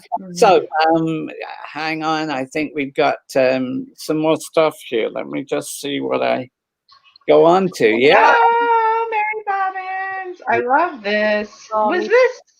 Was this taken at Disney or was this? No, that's It looks fantastic. I genuinely always forget that you did Mary. Me too. I don't wear her much. My brand isn't as Disney-y as it used to be. I don't wear half as much as I used to. But now this was taken at my local zoo. We have a beautiful carousel from the early 20th century that they've restored. And I knew some people who knew some people. And I was just like, hey, can I just come in to take a picture real quick? And they were like, yeah, sure, come over here. That's incredible. Zoo and some events and things. But yeah, this was really interesting day because people were it was during a normal day at the zoo. People genuinely were confused why Mary Poppins was there. And we had to refuse a lot of photos with kids because they specifically were like, you're just Amanda, you're not Mary. And I'm like, I know the whole Disney thing, Yeah. They were very much like, please don't take any pictures with kids. Like, you can wave to them and say hello and whatever, but don't take pictures. Like, we don't want people to know you're here. Oh, that's interesting. So, I mean, I think a lot of cosplayers don't realize that. Like, okay, tell me, what is that process of essentially kind of Because you said, you know, you're not Disney, you're Amanda. So what is kind of sometimes the process of skirting that line, like between, like sometimes I don't really realize, like, because you know, I'm at Disney, like I understand, but like I didn't realize that it literally that kind of sensibility or mentality applied to like other regions. So was it, I mean, so the zoo was literally like, so kind of tone it down, like you're just Amanda, but then the families were coming up to you and asking you for photos. So like, what was it like navigating that situation? Basically I had to very much speak like myself. And I if anyone asked, I said Alex and I came up with the whole narrative. She was a student photographer doing a whole, what was it? It was like a fairy tale shoot expose of like the characters that aren't real, putting them in the world. Okay. It was very much a guerrilla style photo shoot. Yeah, no, that's really interesting. We went in with lies. That's really interesting. But I think also that's kind of like also making others that are new to cosplay aware that, yes, like, I mean, we have the liberty to dress up pretty much whenever we choose. But we also have to understand, like, there are restrictions to where we can navigate and what we can do, and not treating every environment like a convention. So I think that's really interesting. Yeah, some people forget that. Yeah, and I think that's really interesting that you mentioned that, like, at the Kentucky Zoo. Because, like I said, I didn't realize that, you know, sometimes the whole, like, I guess, you know, the Disney effect applies, you know, other places. Well, and they were very, and the people that I know worked there, I mean, they were cool about it. Like, they were like, I was like, I just want a picture next to the carousel because it's really beautiful and everything like that. But they were like, okay, don't tag us. Don't have anything that says the Louisville Zoo background. You know, we don't want people to know that Mary Poppins was here because they could get some kind of thing from Disney. Interesting. They're just saving their butt, but it's true. At least at my zoo. I don't know if there was other places. I don't think you can't just have like Mary Poppins at the zoo and meeting people as a Mary Poppins. I'm pretty sure Disney would stop that. Yeah, and like you're right. Like Disney might like actually, you know, that is interesting. So you're right because for a student photo shoot. Yeah, no, that's very interesting. A lot of third parties will get really anxious about being by Disney.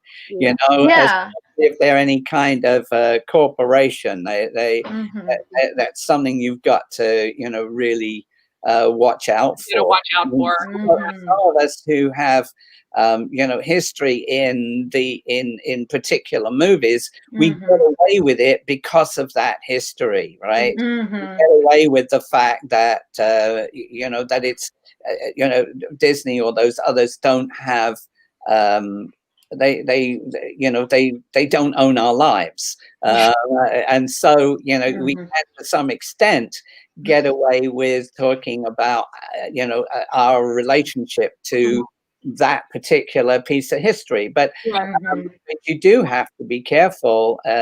Usually if you're wandering around in the street, you know, no one's going to come up to you and say, oh shit, you shouldn't be doing that because Disney is going to do X, Y, and Z. But if you're standing in front of someone's shop, then they'd say, I'm worried that maybe Disney will think that everyone's afraid of Disney.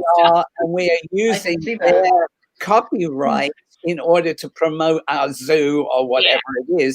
So you know, please be careful. So yeah, it is something you watch out for. Definitely. Yeah, that's so interesting. I think, like, once again, just for like the audience and things like that, if you want, you know, a specific venue to showcase your costume, etc., just, you know, take the first step and contact them and just let them know your intentions first, just so you aren't unintentionally getting parties in trouble that otherwise didn't really want to be involved. So, no, that's interesting. That's really fascinating. Yeah, and for photo shoots, I always tell people, I'm like, if you're going to a place that is not public land, you need to get permission first. Absolutely. And please do it, because the worst thing is for you to be kicked out of a place and not be allowed back. Like, yes. Yeah, and you didn't even, you know, you just showed up and you're like, but I just wanted to get some photos and have a good time. But then suddenly you just caused like you caused a huge thing, and they're sending you like legal letters about oh, you should have paid to have your photos here. Because like a lot of hotels are like that. A lot of people don't know this, but hotels are very much like that. Don't go just shooting in hotels unless you have the rights to, because wedding photographers and wedding guests pay big money for their pictures to be in weddings, and that goes for cosplay as well. Yeah, and that's very true as well. I've actually had that experience at a hotel where literally it was only this area of the hotel was allowed for photos, but I couldn't literally go like two rooms over and have photos. So yeah, you're right. I mean, every venue's different.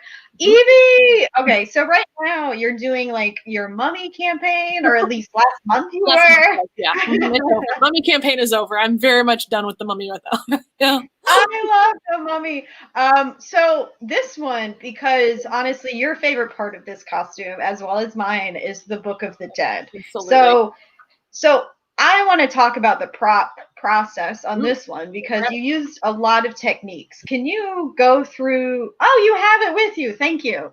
Yeah. I love this. Okay, so you used your Cricut. You used some foam. You used found objects, foam clay. Can you kind of just point and kind of explain, like, okay, because it looks gorgeous.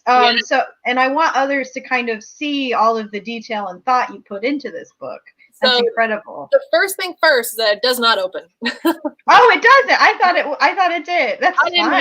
I didn't have the time for that. It's okay. It's okay. It's okay. I wanted it to open. Alex and I were talking about it because she was like, "Oh, I have some ideas of it, open and things like that." I also didn't make the key, so this is 100% just foam stacked on top of foam. Oh no! Oh my God! Really? Yeah. Look, it's just layers of foam, and it looks amazing. It looks like a book. So that's incredible. So that was the first thing. Once I kind of got over the fact that I wasn't opening, because these things would have had to, I would have had to cut them off and have a separate way or whatever. But yeah. So all of this is really just foam. I was very lucky to have a fan of mine send me these images that they found. Oh, what? No way. Yeah. They said it. They were like, "Oh, I found these online. I think you might use them." I'm like, yeah, thank you. I was wondering how you rendered those images. I was very curious. So those you put into Cricut and it scored the foam in that design. Mm-hmm. And then I just hit it with a heat gun that expanded the groove that it made, and therefore makes the images. So that's incredible. That's all Cricut. This is all Cricut. This is 2 layers on top. But yes, it's scored and cut via Cricut. So, and then these guys, the little beetles were also Cricut. Mm-hmm. But that's it for Cricut. And everything else you see was hand carved with a heat, heat knife, or the foam clay. Did you use foam clay on those? I actually didn't. You didn't? No. These guys are made from Thybra. Oh, got it. And yeah, I had the person who runs the Wonderflex Thybra.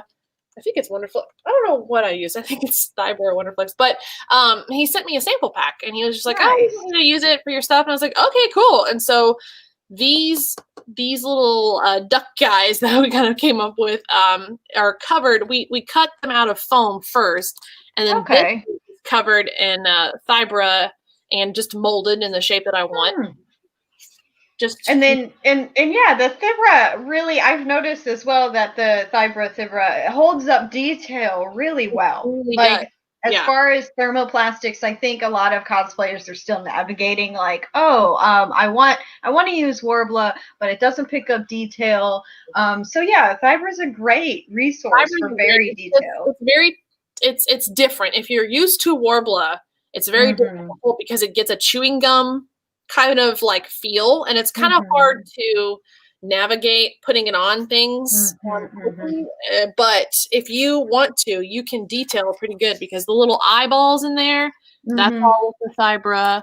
And but everything else, and then back here, that's the Thybra, and just like that's amazing, poking into it.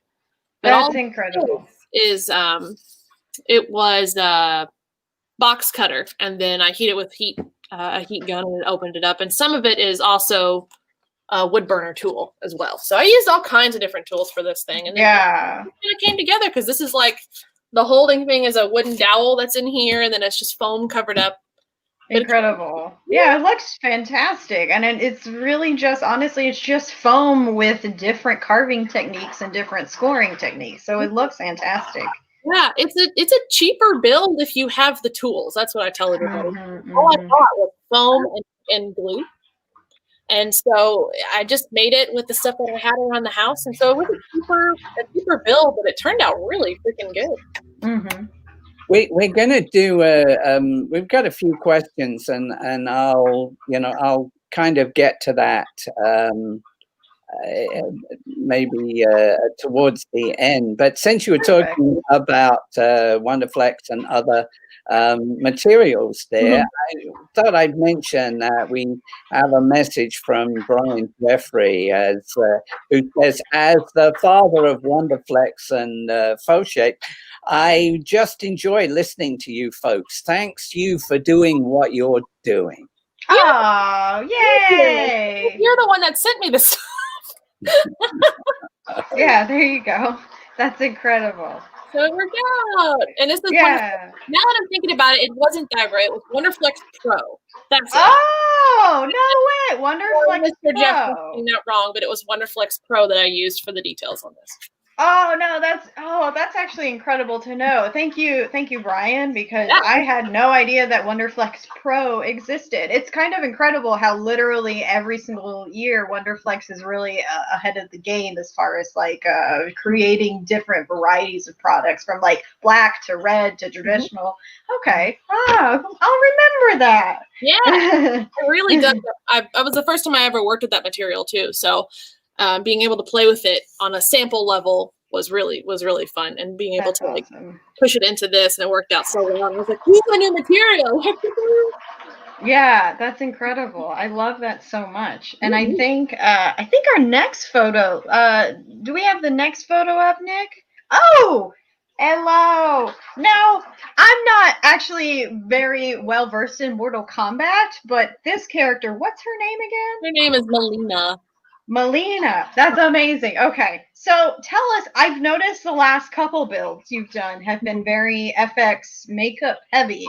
So can you tell us more about, because was this a recent introduction into VFX makeup, or was this, oops, sorry about that. Okay. Like the design?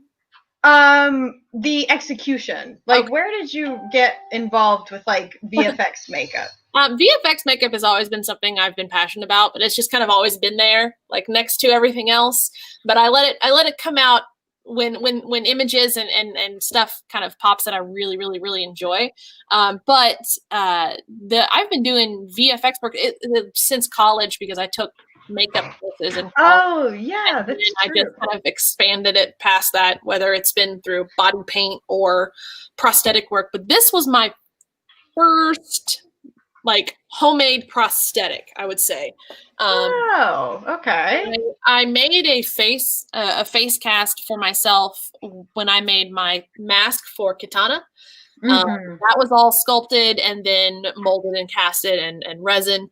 That was that process. This was, I built everything on my face cast with latex and cotton balls and layering and all that stuff, and then removed it and put it on my face. So the other route of prosthetic makeup. But this was the first time I did that, and making all those little fangs out of Instamorph plastic. It was actually weirdly cathartic. That's incredible. Now, could you tell people what Instamorph is for a second? Yeah, I wish I had it with me, but it's not with me. Instamorph is a product that is basically little beads, plastic beads, that you can pour into hot water, and then the beads will kind of congeal to themselves and become a moldable plastic. And when you use that plastic, you can shape it into any kind of different shape you want, put it in molds and make reliefs. You can do all kinds of stuff with it, and then it dries into plastic, like hard plastic, and you can use it for pretty much anything. It's really cool stuff. I feel like it's a very underused material for cosplay, is Instamorph. But they make great fangs because you can stretch the plastic when it's pliable and cut it with scissors, and you get those really sharp points, and then you can just place these into whatever thing you're using it for. For my case, I was making teeth, so I was pressing it into latex cotton balls, old-fashioned style.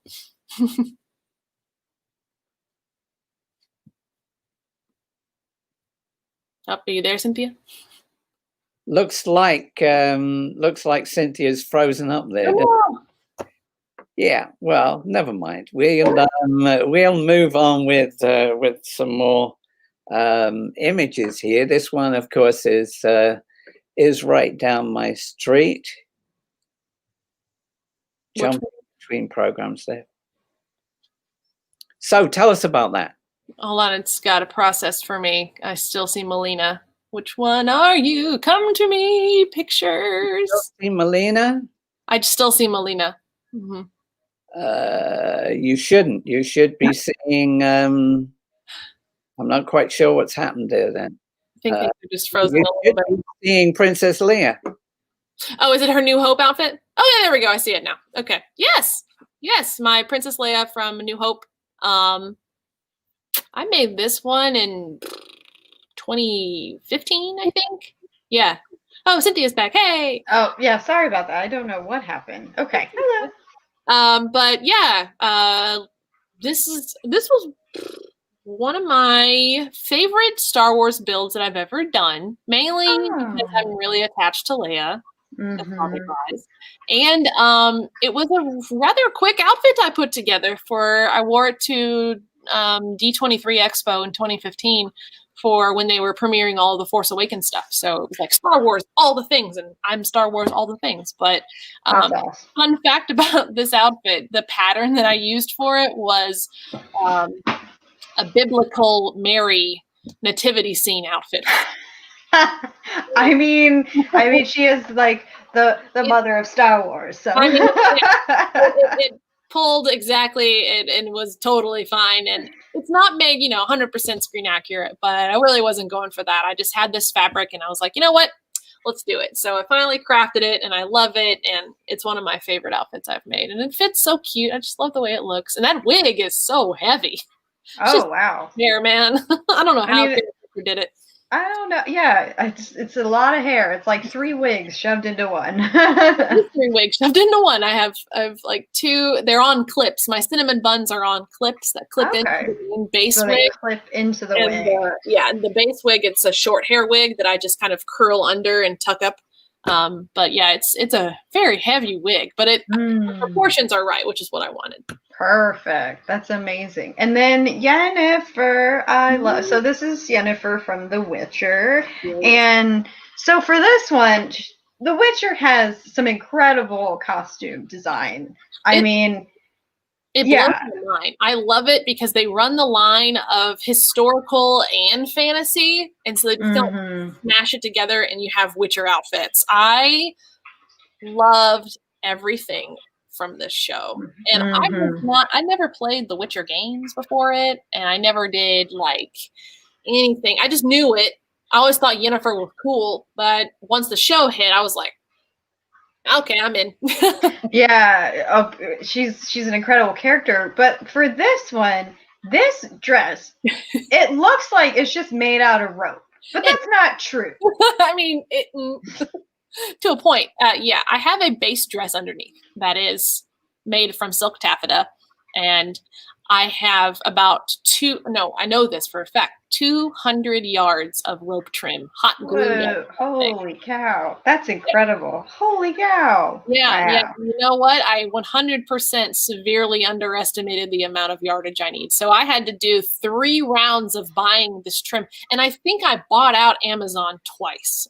Oh my God. That's incredible. Holy cow. I finally restocked recently. But the worst part about it is that I made a tutorial for this for YouTube and it's doing very well. And other people are making this outfit using my links that I provided. So I think poor Amazon is so confused why their silver and black rope trim is just leaving left and right. Yeah, that's so funny. So for this one, okay, how did you go up placing the rope and tacking it down? I think a lot of people really want to know the process of this really unique dress. It's over here and it's on a mannequin in my studio, but I can't move it because it's really big and heavy, but I'm looking at it. And I think where I started was the neck. I started the neck and worked my way down. And okay. The part to really get right is like this area. And so there's a lot of really good images, plus the images from the show that I had to work with. I had no images of the back. Oh, wow. Okay. I found like 2 screenshots where she's walking, but it's too dark and her hair is over the majority of the back. And so I had to make it up. But I had a lot of images of this area. So knowing the pattern and how the rope was laid out on her dress from this area made everything else just fit in. And so I would have to say from here to here is pretty screen accurate. Everything else, I don't know. Interesting. So what I've noticed from this is that so the rope is like looped into the collar, and then it looks like it's looped around the bust line area. So it looks like that's so it's looped, and then you kind of lay it and hot glue it down onto the base dress as you go. Pretty much. I have a pinnable dress form, and that was 100% the best thing for this build, because when I would take the rope, and basically I had measurements, rough measurements of where and how long, like the rope from here to the floor, because some of it is going from here to the floor, some of it is from here to like this back spot, and so I had rough measurements using my measuring tape, kind of mimicking how I'm going to knot those on. Interesting. And then I would cut them and then basically lay them and pin them into place. And and I would lay down like 4 or 5 at once. And if I liked the look of it and how it's placed, I would then take my glue gun and glue them down. So okay. Chunks. Cool. So it's laid in chunks just so you can kind of see how it flows, because that's another thing with a lot of intricate designs like this. You can do like one row and then another row, and then suddenly once you step back, you hate how it looks. So that's interesting. It really got messy, like right around here and on the sides, because the actress is much smaller than I am. So the rope count is off. Oh, okay. Like the design from the show. So I have like some of the silver ropes, instead where there should be 1, I have 2, because for that to lay right and to make sense, I had to add more design for it to fit my body shape. Once again, I mean, that's of course the trials of cosplay. Like once again, we're not like these actors. We're just trying to portray a character and do justice to the design. And you did a fantastic job of that. I'm really impressed how well it turned out. I was turned out fantastic. That thing weighs is so heavy. This dress is so heavy. How much? Like 30 pounds? What is this dress? I think the final weight was at least 20, 25. Oh my Lord. Because of all that rope. You know, when you're interpreting something like this, often it's not a matter of being 100% precise. It's about capturing the spirit of the piece. If you've got something that expresses it in a way that works on you, most people aren't even going to notice the fact that it's a little wider or it's a little shorter, or that you've got 3 little emblems instead of 2 little emblems. You say that now, Nick, until you post it online and someone points it out because they're being mean. But yeah. You know, the same thing was true when we were making movies. You know, you get between different Star Wars movies, and there'd be a difference in I'm talking about the classic now. I mean, they invent new things just so they can sell new toys. But back in the day, you know, there's a difference between stormtroopers in episode 4 to episode 5 to episode 6. It's not that they wanted them to evolve; it's that we didn't care. You know, we don't have that right It's true, yeah. You know, you don't have it at hand. Well, that's okay. That'll do. And you know, if anybody's looking at that, then they're not following the drama. So, you know, who cares? I mean, when you're making a movie, you're trying to get it done in the shortest possible time. And you go in to fix something, and they say, no one's looking at that. Get out. It's all right. Go, turn over, you know? So as long as you capture the spirit, that's all that really, I think that's all that really counts, until someone on on Facebook picks you up and challenges you on it. Yep. And then that's usually when I just delete them. I'm like, bye. Yeah, it's so true. I think, you're right. I think just the costume design, set design, so much is like also just essentially changed in film just because the fans are so much more involved. So like, I think just in general, pop culture has evolved into something that is just, I don't know, it's mind-blowing in some ways, but also sometimes scary because sometimes, like you're not in control over the product anymore in some ways, just because you're right. Like now, whereas when you still had control over the product, you're right. Like you could change up like the stormtroopers, but that was your thing. But now that fans are kind of like really more involved, like of course they're going to point out these things and then also kind of take ownership over it in some way. So it's really interesting. Oh yes, Cynthia. And it's a problem with cosplay. As a cosplayer who posts stuff to fans. Now between the cosplayer and the other cosplayer, we all dig, we get it, we understand. But when I post this Yennefer to fandom board, and what is that? People pluck out that, you don't look like the actress, or her hair is different here, or your face shape doesn't make sense, and then they discredit my build all because I don't look like the actress, or my build isn't 100% screen accurate because they're there counting the rope trim. What? That's crazy. What is life anymore? And I try to tell people, I'm like, that happens. You got to be prepared for it. Yeah. Your artwork online, but you know what? They're just buttheads. One of the truisms in life is that if you don't want to be criticized, you don't do anything. Yeah.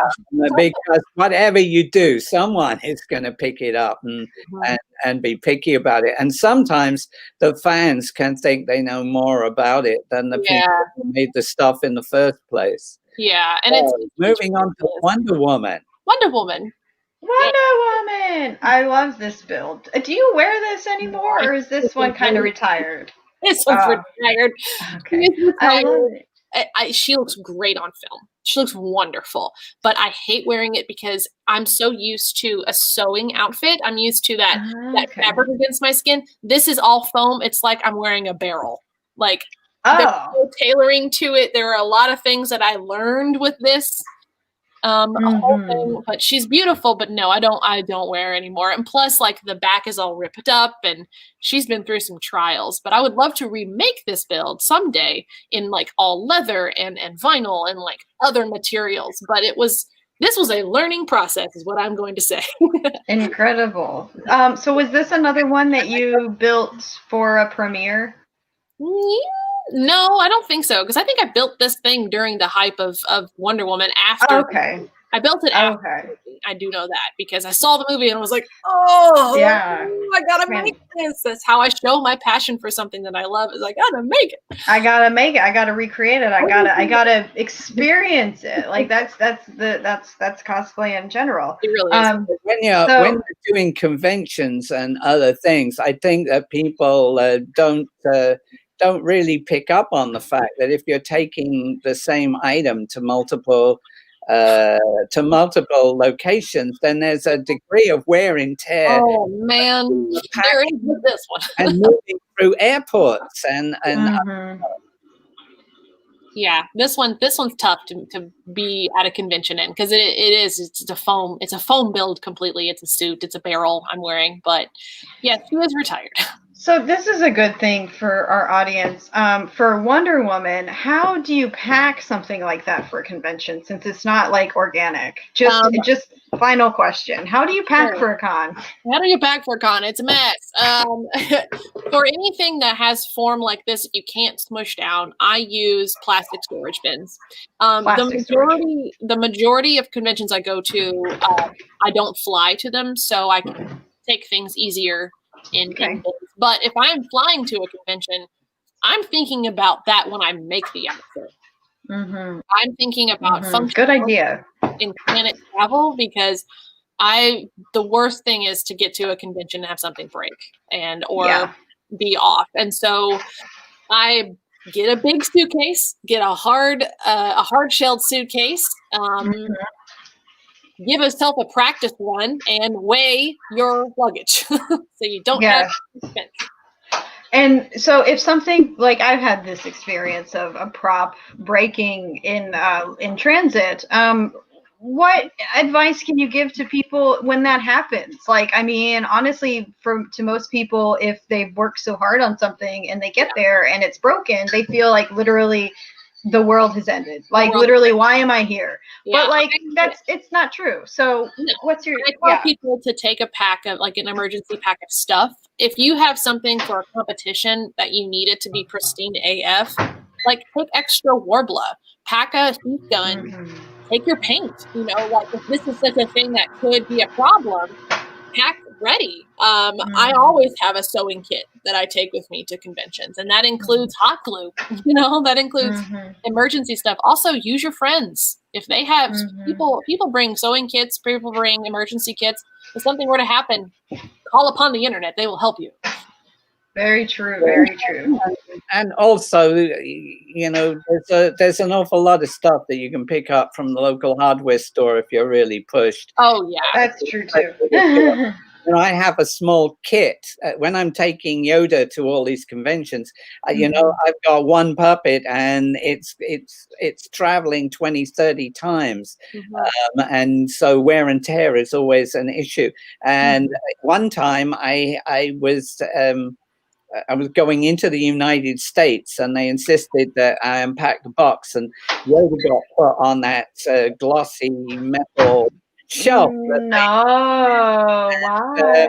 And, you know, the guy touched the cables and the whole thing flipped over, catapulted off the table and went headfirst down onto the floor. Oh, no. Broke the skull inside. And, you know, you have to have an emergency kit with you. Sure. It's just a part of planning. You learn more things as you do it as well, you know. Yeah, I went online and got basically a trunk that had wheels, a kind of flat toolbox style trunk that was just about the same measurement as a suitcase, and I packed everything into that. Again, you're right. You've got to keep everything as lightweight as possible to make sure that your luggage isn't, you know, you're not paying huge amounts for excess, especially if you're changing planes 3 times to get there. So anyway, let's move on to your book. Yeah, that thing. We're done. So where this book. Yeah. So where can people tell? Yeah, where are people going to get this book? The best and the easiest place to get it is on Amazon. You can get a actual tangible copy of the book, and I also have it in ebook PDF format on Amazon, so you can buy it. It's cheaper if you want to go that route and, you know, save some trees. But yeah, you can buy it on Amazon. It's also available barnesandnoble.com, target.com. It's available in a lot of independent bookstores across the US and Canada and in the UK now. So I'm finding a lot of places that it's going. So there are some Joannes throughout the US that are trying out the book right now. So if you have a bigger flagship Joanne's, it's probably there, and hopefully it'll go nationwide soon as well. Yeah, I find with my book though that which is also on Amazon, that a lot of people want an autographed copy. Can they get that from you direct? Eventually. So you guys are really lucky coming in right now, because this week I finally got my copies in for me to sign and sell through my website. So I'm planning to have it up on Black Friday as the first opening. It's not a discount or anything, but you can start buying it this Friday, an autographed version from me through my website, JediManda.com. That's great. And you know, for those fans that are out there, keep this in mind as well. When someone buys a book on Amazon, the writer gets cents on the dollar. They're lucky if they, you know, if they make 50 cents out of it. If you buy it from her direct, she's going to make more money, and that's going to make it easier for her to build another costume. So absolutely, you know, keep that in mind. Okay? Please. Amanda, it was great to have you on here. We've really enjoyed it. I've got one question here that didn't get asked from Emily Benton. She says, how detailed do you make props like boots? Do you go for full detail, or do you judge it from a distance? I always go full detail. Go big or go home. You make those details. Even if it's just you that sees it, it'll make you feel better. Trust me. So do it for yourself. Make the details as good as you want them. If you want to make it more ambiguous, that's up to you. But as far as like photographs and convention floor pictures, details show up. People love to get up close and see it and ask about it. So I always say go big or go home. Yeah, and judges are going to judge details. They're not going to walk to the back of the auditorium to look at it. Exactly. So, Amanda, thank you for joining us today, and Cynthia as well, for doing such a great job and asking all the right questions. Yes, thank you, doll. You know, it's always great when you've got a truly knowledgeable host who knows how, you know, what it is that the audience is likely to want to be interested in as well. And we're very lucky to have Cynthia on our team here at StarNet Events. We really appreciate her. I was going to say, Amanda, don't rush away, because I'd like to have a couple of words with you when we're done. I'm going to wrap this up right now, if you guys don't have something else along the way. So, Amanda, thank you. I'll talk to you. Yes, thank you so much. This was fun. Yeah, well, thank you. And Cynthia, as always, you're such a great supporter. You know, I love you forever. Okay. I'm always here for you if you need me. Well, thank you. Thank you. So we end up with you know, Creative Cosplay. It looks like it's a really good book, and I think it's something. If you watched this program this far, then you're interested in the details, and I think, as it says, it's way beyond basic. I think it's a good thing for you to add to your library. So thanks everyone for watching. You know, I really appreciate it. You know, we do these shows every Sunday. You can rewatch this one anytime over the next couple of weeks from wherever it is that you're watching it. And if you enjoyed it, please consider being a supporter of StarNet. StarNet was you know, created to thank patrons of the Follow Your Star Foundation for helping us through this terrible economic crash that took away all our income. And we have on Patreon, let me see if I can find that banner so you can see it. We have our Patreon supporters that donate $5 a month or $10 a month. We're going to put up an archive of all of these different shows. We got about 40 of them so far, for people who donate $10 or more. Please consider doing that. All income goes to the foundation and the Yoda Guy movie exhibit, where we encourage everyone to follow their dreams and live extraordinary lives. This is Yoda Guy Nick Maley saying, have a great week, and may the Force expand your horizons and be with you always. Take care. I'll see you next